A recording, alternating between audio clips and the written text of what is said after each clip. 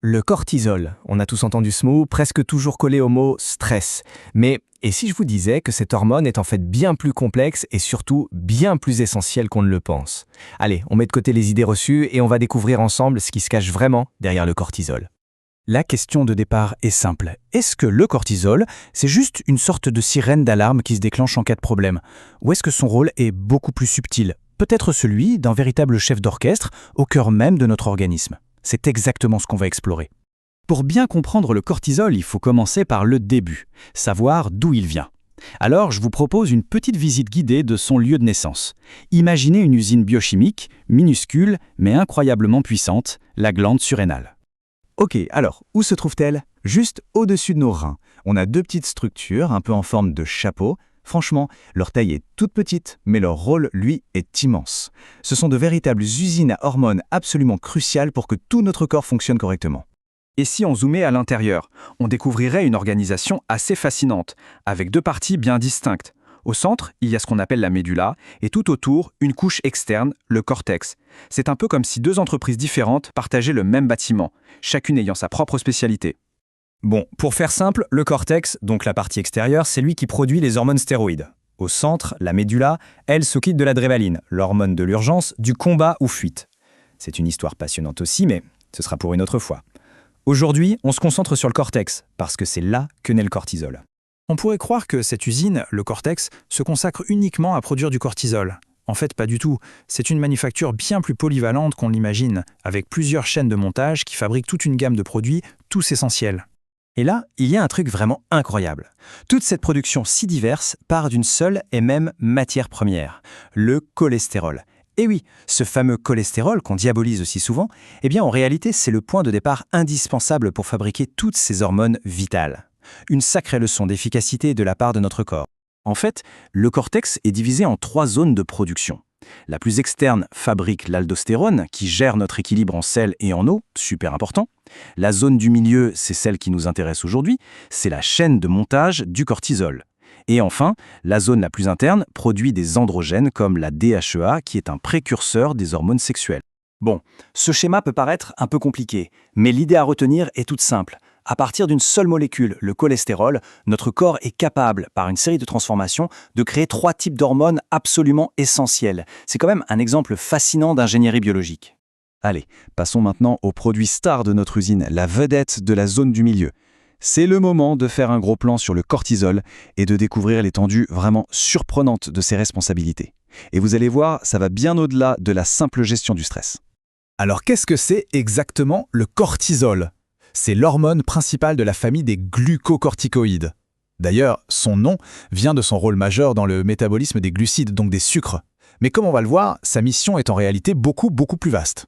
En fait, le cortisol, c'est un peu le grand gestionnaire des ressources énergétiques de notre corps. C'est lui qui s'assure qu'on a toujours assez de carburant pour fonctionner. Comment? En augmentant le sucre dans le sang quand c'est nécessaire, en gérant nos stocks de graisse, et même en allant piocher dans les protéines pour les transformer en énergie en cas de besoin. C'est notre directeur financier interne, en quelque sorte. Mais ces talents ne s'arrêtent pas là, loin de là. Ce qui est fascinant, c'est que le cortisol est aussi l'un des anti-inflammatoires les plus puissants que notre corps puisse produire naturellement. Il calme les réactions allergiques et il joue même un rôle absolument vital chez le fœtus en assurant la maturation finale de ses poumons juste avant la naissance. C'est dingue, non? Donc, voilà le point crucial à retenir. Il faut vraiment changer de perspective. Le cortisol, ce n'est pas juste la sirène qui hurle en cas d'urgence.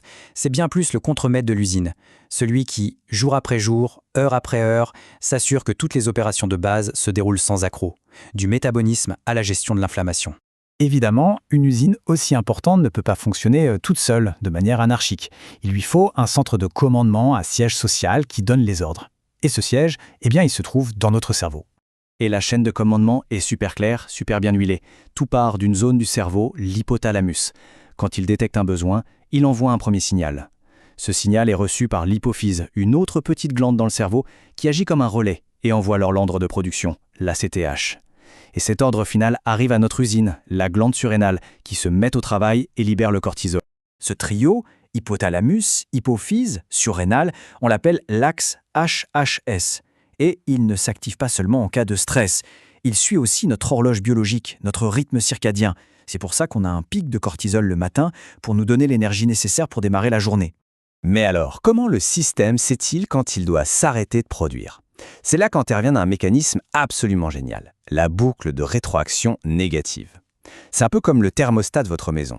Quand le niveau de cortisol dans le sang est suffisant, le cortisol lui-même remonte jusqu'au cerveau pour lui dire « c'est bon, on en a assez, tu peux arrêter de donner des ordres ». Ce dialogue constant permet de maintenir un équilibre parfait. Et cet équilibre, il est fondamental. Parce que, comme dans n'importe quelle usine, des dysfonctionnements peuvent arriver. Alors que se passe-t-il quand la production déraille, quand cet équilibre si délicat est perdu ? En gros, il y a deux types de problèmes. Soit l'usine produit beaucoup trop, c'est ce qu'on appelle l'hypercorticisme, qui peut mener à des pathologies comme le syndrome de Cushing. Soit, au contraire, elle ne produit pas assez, c'est l'hypocorticisme qui peut causer la maladie d'Addison. Ces deux extrêmes montrent bien à quel point la régulation précise du cortisol est une question de santé vitale. Prenons le syndrome de Cushing, par exemple. Dans ce cas, le système de régulation est cassé.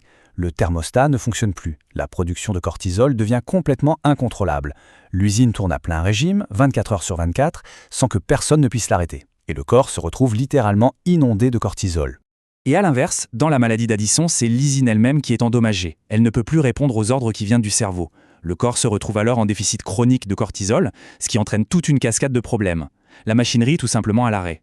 Au final, le cortisol est donc bien plus que l'hormone du stress. C'est un régulateur essentiel, un chef d'orchestre discret de notre bien-être quotidien. Et comprendre son rôle, ça nous amène forcément à une question cruciale. Si cette petite usine est si importante, comment peut-on prendre soin de son équilibre si délicat ? La gestion du stress, bien sûr, mais aussi un sommeil de qualité, une alimentation équilibrée, ce sont sans doute des pistes à explorer pour aider ce système vital à bien fonctionner.